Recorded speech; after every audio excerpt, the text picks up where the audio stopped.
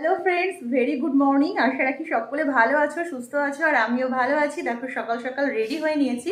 এখন এই 9টা মতো বাজে। আজকে আমরা যাচ্ছি মালতীপুর থেকে ওখানে অটো বা টোটো করে আমটুনা বলে একটা নতুন জায়গাতে।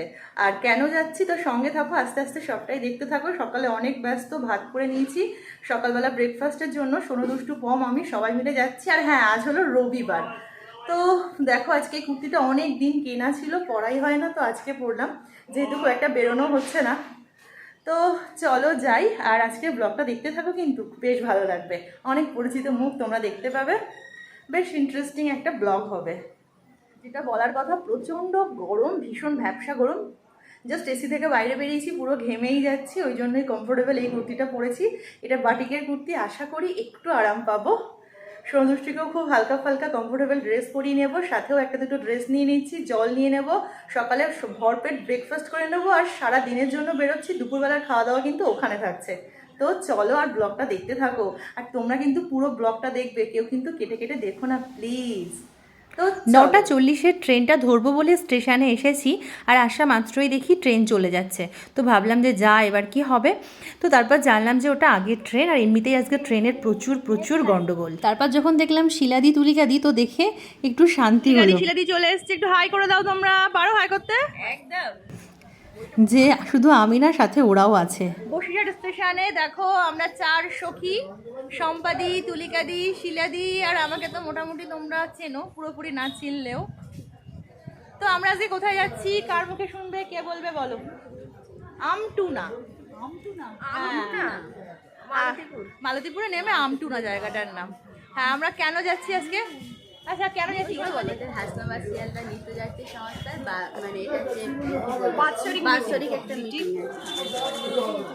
এতক্ষণে তোমরা মোটামুটি বুঝতে পেরেছো যে আমরা কোথায় যাচ্ছি আর কেন যাচ্ছি।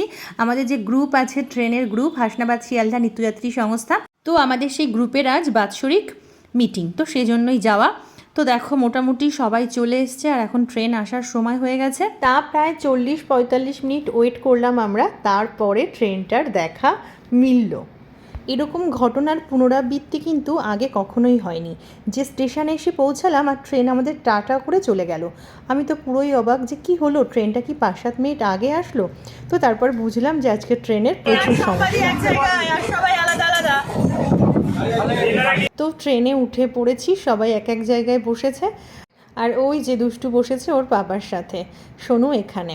আর এই দেখো আমরা নেমে পড়েছি মালতীপুর স্টেশনের ওভারব্রিজের ওপরে দাঁড়িয়ে এখানটাতে একটা ছবি তুলছিলাম। এই জায়গাটা খুব সুন্দর, পেছনের মাঠটার জন্যে বেশি ভালো আসছিল।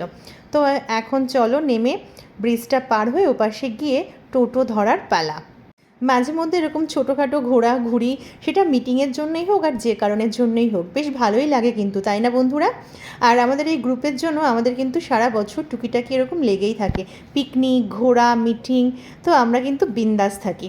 তো চলো এখন টোটোতে উঠে পড়েছি, আর প্রাকৃতিক দৃশ্য দেখতে দেখতে এগিয়ে যাই। বেশ সবুজ গাছপালা, ওই দেখো দূরে কৃষ্ণচূড়া ফুলগুলো একদম দারুণ ফুটে আছে।